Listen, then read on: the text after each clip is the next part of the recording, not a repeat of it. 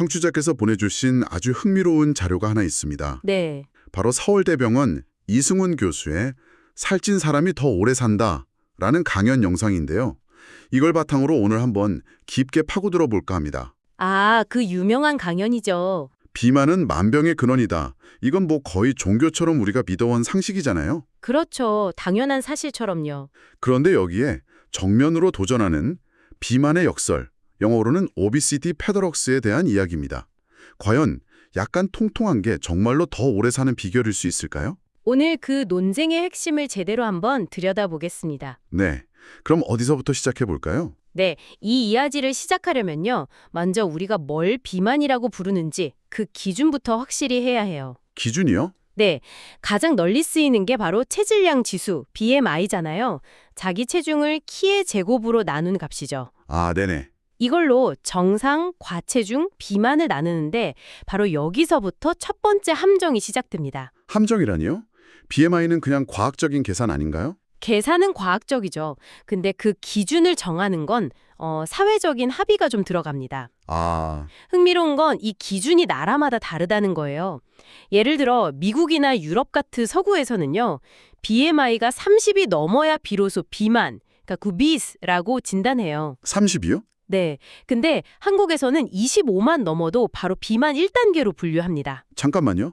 그럼 서구에서는 BMI 25에서 30 사이를 뭐라고 부르나요? 과체중, overweight라고 부르죠. 과체중. 네. 말 그대로 정상보다는 조금 무겁지만 아직 병적인 비만은 아닌 상태로 보는 거예요. 하하. 하지만 한국에서는 그 구간에 있는 분들이 전부 비만 환자가 되는 겁니다. 와.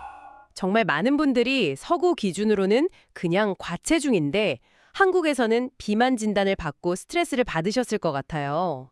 이 기준의 차이 자체가 오늘 이야기의 아주 중요한 출발점입니다. 그렇군요. 그럼 그 한국 기준 비만 1단계가 실제로는 어느 정도 체중인가요? 감이 잘 안 오는데요. 제가 한번 계산을 해봤는데요. 한국 성인 남성 평균 키가 한 172.5cm 정도 되는데 이 키를 기준으로 하면 74.4kg에서 89.3kg 사이가 바로 그 구간에 해당해요. 74에서 89요? 네. 그리고 여성 평균 키인 159.6cm 기준으로는 63.6kg에서 76.4kg 사이고요. 아, 아마 이 방송 들으시는 분들 중에 내 몸무게인데 이게 비만이라고 하시면서 뜨끔하는 분들 꽤 계실 겁니다. 와, 80kg이면 솔직히 헬스장 다니는 남자분들 중에는 그 체중을 빼야 할 살로 생각하는 분들이 훨씬 많을걸요. 맞아요. 근데 그게 의학적으로 논쟁의 중심에 있다니 정말 흥미롭네요. 바로 이 구간에 대한 논쟁에 불을 붙인 연구가 있었다고요? 네, 바로 2013년에 터진 기념비적인 사건입니다. 2013년? 미국 질병통제예방센터, 우리가 아는 그 CDC 소속의 캐서린 플레갈 박사가 세계 최고의 의학학술지 중 하나인 자마, JMA의 메타 분석 결과를 발표했어요. 메타 분석이라면 기존에 있던 여러 연구들을 한데 모아서 더 큰 그림을 보는 연구 방식 맞죠? 정확합니다. 개별 연구는 샘플 수도 적고 오류가 있을 수 있으니까 관련된 연구 수백 개를 모아서 통계를 다시 내보는 거예요. 일종의 연구들의 최종 보스 같은 거죠. 아하. 클레갈 박사팀은 무려 97개의 연구, 약 288만 명이라는 어마어마한 데이터를 종합했습니다.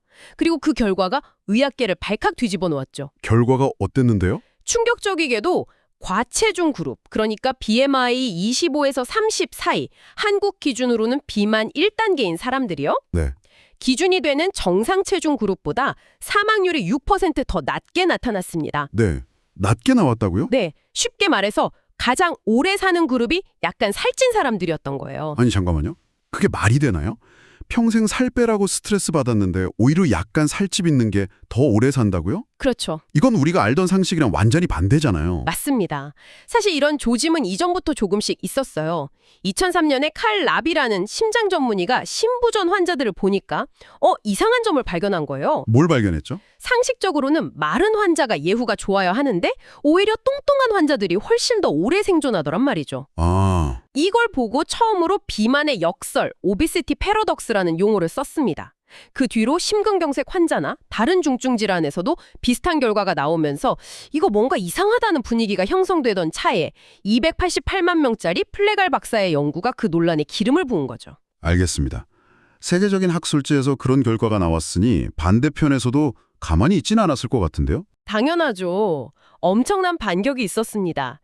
3년 뒤인 2016년 자마와 쌍벽을 이루는 영국의 의학학술지 랜싯의 정반대의 결론을 내린 반박 논문이 실립니다. 정반대의 결론이요. 네. 이 연구는 데이터를 더 많이 전 세계적으로 모아서 분석했더니 우리가 알던 상식 그대로 정상 체중, 즉 BMI 20에서 25의 사망률이 가장 낮고 과체중은 오히려 사망률을 7% 높인다는 결론을 내렸습니다. 와, 잠깐만요. 그럼 세계 최고 권위의 학술지 두 곳에서 완전히 정반대의 결과가 나왔다는 거잖아요. 네, 맞습니다. 한쪽에서는 살찐 게 낫다, 다른 쪽에서는 마른 게 낫다. 이건 청취자 입장에서 너무 혼란스러운데요? 대체 왜 이런 일이 벌어진 거죠? 바로 그 지점이 이 논쟁의 핵심입니다. 네. 랜신 연구는요, 데이터를 선별하는 과정에서 아주 큰 논란을 일으켰어요. 메타 분석은 어떤 연구를 포함시키고 어떤 연구를 제외하느냐에 따라 결과가 완전히 달라질 수 있거든요. 데이터를 어떻게 선별했길래요? 이 연구는 분석 대상에서 흡연자, 그리고 암이나 심장질환 같은 기저질환이 있는 사람들을 전부 제외했습니다. 아, 그건 뭐 그럴 수 있겠네요. 네, 뭐 여기까지는 그럴 수 있다고 쳐요. 그런데 심지어 연구 시작 후 5년 안에 사망한 사람까지 모조리 빼버렸습니다. 5년 안에 사망한 사람을 뺐다고요? 그건 왜죠? 질병 때문에 살이 빠져서 마른 상태가 된 사람들의 영향을 없애기 위해서라는 게 명분이었죠. 하지만 비판하는 측에서는 이건 너무나 알았다고 본 거예요. 그렇게 아픈 사람, 담배 피우는 사람, 일찍 죽는 사람 다 빼버리면 결국 너무나 건강한 사람들만 남게 되잖아요. 그렇죠. 아주 건강한 사람들만 남겠네요. 네, 그런 슈퍼 건강인들만 모아놓고 보니 당연히 정상 체중이 가장 좋다는 결론이 나올 수밖에 없었다는 거죠. 아, 의도적으로 결론을 유도한 것 아니라는 비판이군요. 맞습니다. 2013년 연구를 주도했던 플레갈 박사 본인도 과도한 제외 기준을 사용해서 원하는 결론을 만들어냈다고 아주 강하게 비판했어요. 직접이요? 네, 데이터 분석에서 유명한 쓰레기가 들어가면 쓰레기가 나온다. garbage in, garbage out이라는 말을 인용하면서 이건 의도적으로 데이터를 왜곡한 사례라고 지적했죠. 정말 치열한 논쟁이었네요. 그럼 이 팽팽한 줄다리기의 결말은 어떻게 났나요? 이 논쟁에 종지부를 찍을 만한 결정적인 데이터가 있습니까? 있습니다. 그리고 그 데이터가 바로 여기, 한국에서 나왔습니다. 한국에서요? 대한비만학회가 2024년에 발표한 팩트시트가 사실상 이 논쟁에 마침표를 찍었다고 볼 수 있어요. 대한비만학회요? 아니, 비만학회면 비만과 싸워야 하는 곳 아닌가요? 그렇죠. 그런 곳에서 비만 1단계가 가장 건강하다는 데이터를 발표했다는 게 좀 아이러니하게 들리는데요. 정말 좋은 지적입니다. 그래서 이 데이터가 더 강력한 거예요. 아, 비만의 위험성을 누구보다 잘 아는 전문가 집단이 본인들의 기존 입장과 다를 수 있는 데이터를 객관적으로 발표했다는 의미니까요. 그리고 이 데이터는 이전 연구들이랑은 스케일이 다릅니다. 어떻게 다른가요? 특정 환자 그룹이나 선별된 데이터가 아니라 대한민국 국민 전체의 건강보험 데이터를 무려 10년간 추적한 결과입니다. 전 국민 10년 추적 데이터라. 이건 정말 반박하기 어렵겠네요. 네, 표본 오차를 논할 필요가 없는 사실상의 전수조사인 거죠. 그래서 결론이 어떻게 나왔습니까? 결론은 압도적이었습니다. 먼저 사망률이 가장 높은 최악의 그룹은 놀랍게도 고도 비만이 아니었습니다. 네, 그럼요. 바로 저체중, 즉 마른 사람들이었어요. 마른 사람이 제일 위험했다고요? 네, 그리고 가장 놀라운 결과는 지금부터입니다. 사망률이 가장 낮은, 즉 가장 건강하고 오래 사는 최상의 그룹은 바로 비만 1단계, BMI 25에서 30이었습니다. 와, 기준이 되는 정상 체중 그룹보다 사망률이 무려 27%나 낮았습니다. 27%나요? 2.7%가 아니고요? 이건 엄청난 차이인데요? 엄청난 차이죠. 심지어 비만 2단계, 그러니까 BMI 30에서 35인 그룹조차도 정상 체중보다 사망률이 낮았어요. 와, BMI 35를 넘는 극도의 고도 비만이 되어야 비로소 정상 체중보다 사망률이 높아졌습니다. 와, 정리를 해보면 한국인 전체 데이터로 봤을 때 가장 위험한 건 마른 거고 가장 안전한 건 약간 통통한 거라는 사실이 명백하게 증명된 거네요. 바로 그겁니다. 정말 놀랍네요. 미국에서 시작된 논쟁이 한국의 전 국민 데이터로 사실상 결론이 난 셈이군요. 그렇다면 이제 정말 궁금한 질문이 남습니다. 네. 도대체 왜 이런 결과가 나오는 걸까요? 현재 가장 설득력 있는 가설은 에너지 비축 이론입니다. 에너지 비축이요? 네. 우리 몸을 하나의 국가라고 생각해 보죠.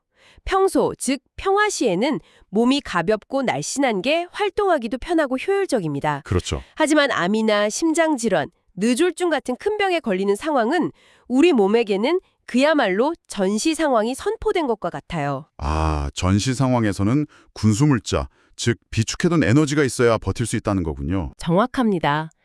큰 병으로 입원하면 며칠 만에 밥도 먹고 체중이 5kg, 10kg씩 쑥쑥 빠지는 경우를 주변에서 보셨을 거예요. 네, 본 적 있죠. 이때 우리 몸은 생존을 위해 근육과 지방을 녹여서 에너지원으로 사용합니다.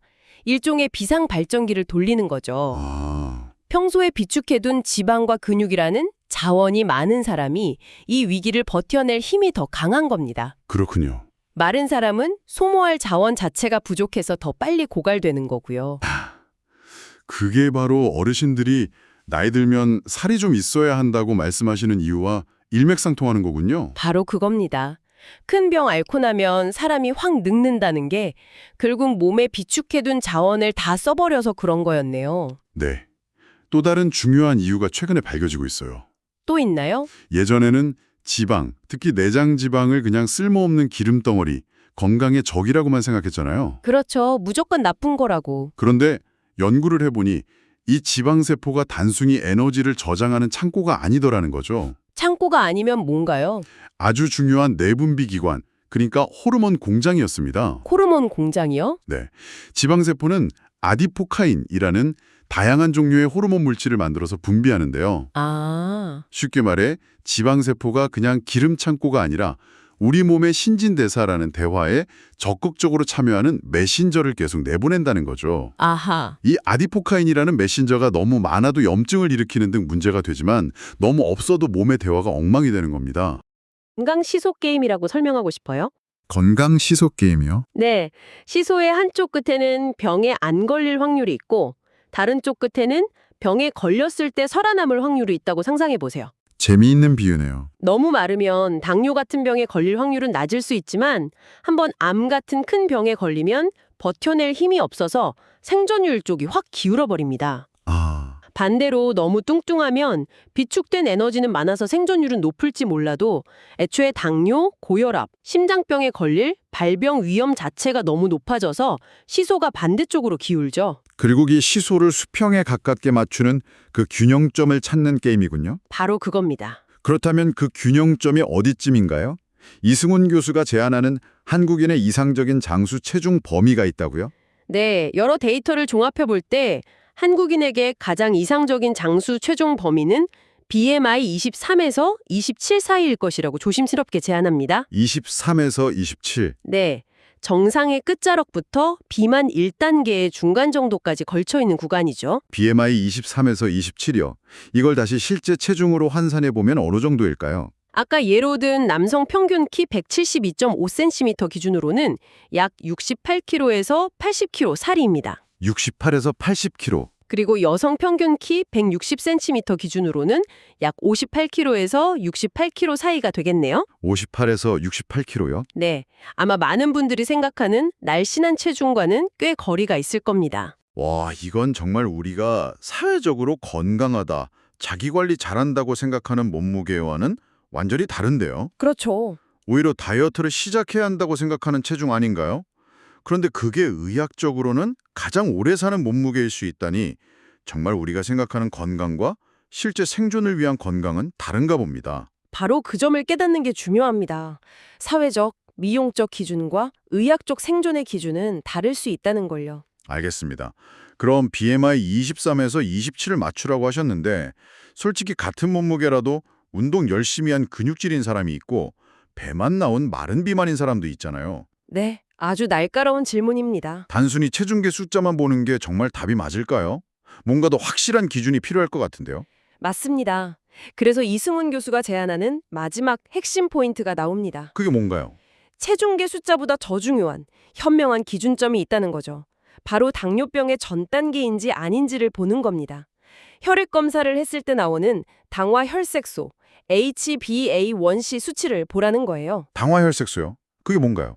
지난 2, 3개월간의 평균적인 혈당 수치를 알려주는 지표입니다. 혈당이 높을수록 당화혈색소 수치도 높아지거든요. 아, 이 수치가 6.5% 이상이면 당뇨병으로 진단하는데요. 이 교수의 결론은 이겁니다. 당화혈색소 수치가 당뇨 전 단계 기준인 6.0%를 넘지 않는 건강한 상태를 유지하는 선에서 네. 앞서 말씀드린 약간 통통한 BMI 23에서 27 범위를 유지하는 것. 이것이 바로 장수를 위한 가장 유리한 전략일 수 있다는 겁니다. 아, 이제야 그림이 완벽하게 그려지네요.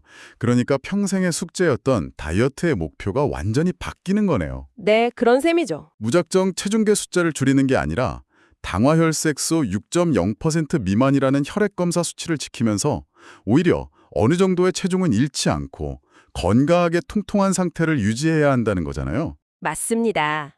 마른 몸을 유지하기 위해 극단적으로 식사량을 줄이는 게 아니라 건강한 식단과 적절한 운동으로 혈당을 관리하면서 내 몸의 에너지 비축량을 적정 수준으로 지켜주는 것. 그게 새로운 건강관리의 목표가 되어야 한다는 거죠. 오늘 분석을 통해 우리가 정상이라고 굳게 믿었던 체중이 사실은 의학적 생존의 기준이라기보다 어쩌면 사회적, 심리적, 미의 기준에 더 가까웠을지 모른다는 점을 알게 됐습니다. 네, 그럴 수 있죠. 의학적 장수의 관점에서는 오히려 약간의 살찌들이 위기의 순간에 나를 지켜줄 수 있는 가장 든든한 아군이 될 수 있다는 사실이 정말 놀랍습니다. 물론 오해하면 안 됩니다. 공중보건 차원에서는 계속해서 늘어나는 고도비만 인구를 막기 위해 엄격한 기준을 제시하고 경고할 수밖에 없어요. 아, 그건 또 다른 차원의 문제군요. 네, 그런 국가 전체의 의료비 부담과 직결되는 문제니까요. 하지만 그 전체를 향한 메시지를 받아들이는 우리 개인의 건강 전력은 달라야 한다는 점을 시사하는 거죠. 국가대표 선발전 기준과 동네 조기 축구의 건강관리법이 다른 것처럼요. 정확한 비유입니다. 전체를 향한 메시지와 나를 위한 메시지는 구분해야 한다. 정말 와닿는 말이네요. 마지막으로 청취자께 이런 질문을 던져봅니다. 만약 아름다워 보이는 몸과 오래 생존하는 몸이 서로 다르다면 당신의 건강 목표는 앞으로 어느 쪽을 향해야 할까요? 이 질문에 대한 답을 스스로 찾아보는 시간이 되셨기를 바랍니다.